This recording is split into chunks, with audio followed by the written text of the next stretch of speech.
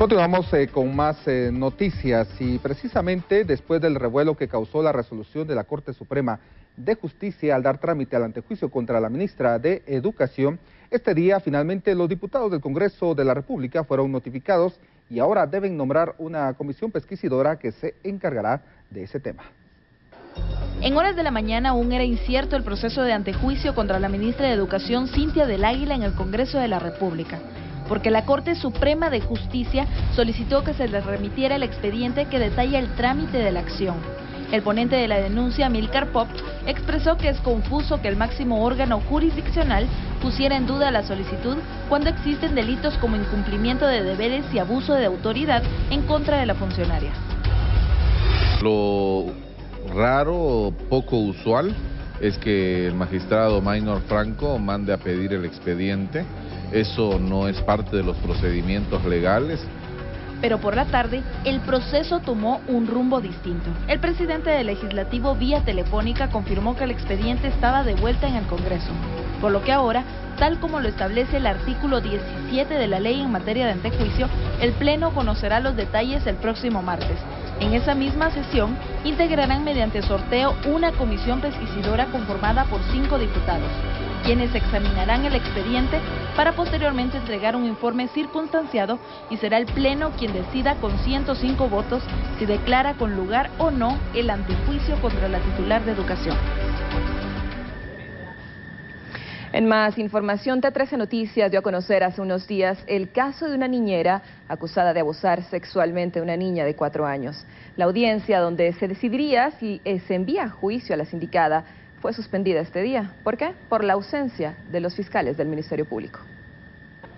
El pasado 19 de abril, T13 Noticias le presentó el caso de Ingrid Marlene Cantú Salazar, de 36 años, quien, haciéndose pasar por niñera, aprovechó la confianza brindada y se presume que abusó sexualmente de una niña de 4 años en 2011. Este jueves se tenía prevista la audiencia en el juzgado de femicidio, en donde se decidiría si se inicia o no juicio en contra de la supuesta victimaria. Sin embargo, por ausencia de fiscales del Ministerio Público fue suspendida y ello retrasó el proceso por un mes más, lo que ocasionó molestia en el abogado y la madre de la presunta víctima. La madre de la menor expresó su inconformidad por la tardanza en los procesos de justicia, pero por seguridad prefiere ocultar su identidad.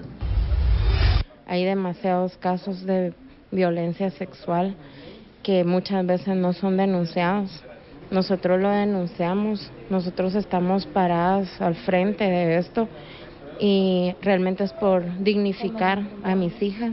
Dora afirmó que son evidentes los daños psicológicos que ocasiona este tipo de hechos, porque la niña que supuestamente fue abusada sexualmente y su hermana menor muestran conducta distinta.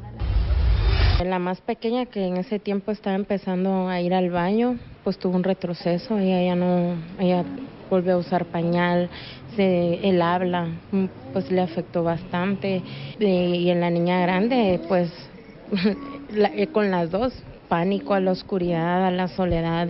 Tras suspender la audiencia, la juez del juzgado de femicidio fijó fecha para retomar el caso, el próximo 14 de mayo, en donde se decidirá si se efectúa el acto conclusivo para iniciar juicio o no en contra de Marlene Cantú.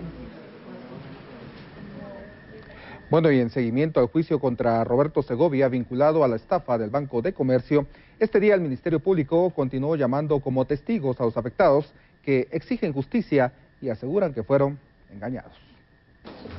En el tercer día del juicio contra Manuel Roberto Segovia, accionista y subgerente del desaparecido Banco del Comercio, por los delitos de lavado de dinero, intermediación financiera y estafa propia, testigos propuestos por el Ministerio Público rindieron su versión de cómo sus ahorros se perdieron de la noche a la mañana y que el proceso de ahorro fue con el Banco de Comercio y nunca a una offshore en Panamá. No, en ningún momento. O sea que todas las transacciones nos hicieron creer que se estaban haciendo en el banco, solamente en el banco. Si ellos hubieran afirmado eso, yo hubiera sido primero en retirar.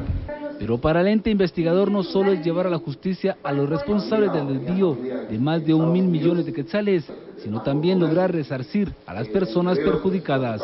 Lograr un resarcimiento hacia las personas, que también en esa vía va trabajando el Ministerio Público para lograr de alguna manera. Han salido muchos elementos, han salido muchas cuestiones que el Ministerio Público está tomando nota para efectos de continuar la investigación. El Ministerio Público presentará más de 70 testigos en el juicio y continúa con las investigaciones para dar con el paradero del resto del directorio del banco, que son prófugos de la justicia.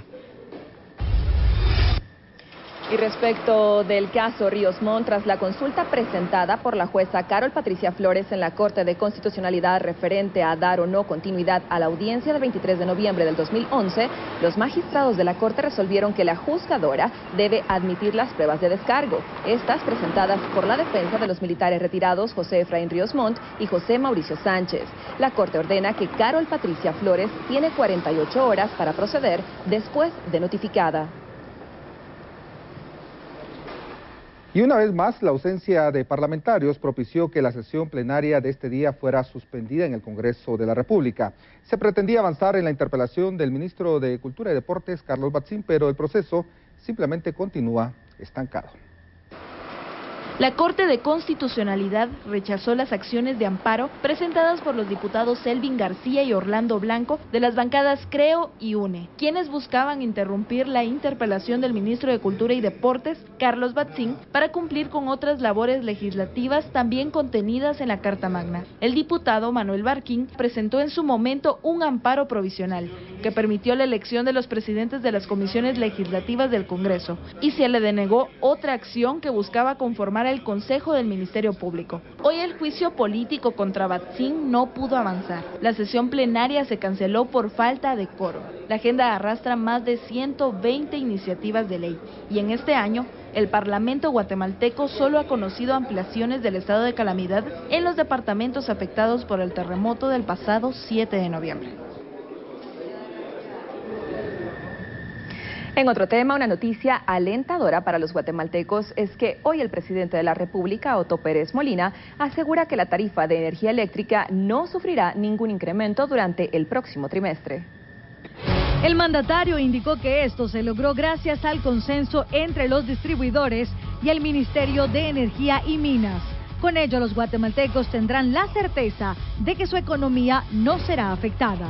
Que ya hay un acuerdo que logró el ministro de Energía y Minas con los mayoristas, en donde para el próximo trimestre, como esto se viene revisando por trimestres, para el próximo trimestre, gracias al esfuerzo que se ha hecho y también a la buena voluntad de parte de todos, no hay ningún aumento en las tarifas de la energía eléctrica. Esto es un anuncio muy importante porque ha sido algo que ha estado golpeando el bolsillo de los guatemaltecos. El presidente agregó que la información que se haya filtrado por otra fuente no responde a lo establecido por el Ministerio de Energía y Minas. Y previo a tomar la decisión, consultó a la Procuraduría General de la Nación sobre la viabilidad de la tarifa.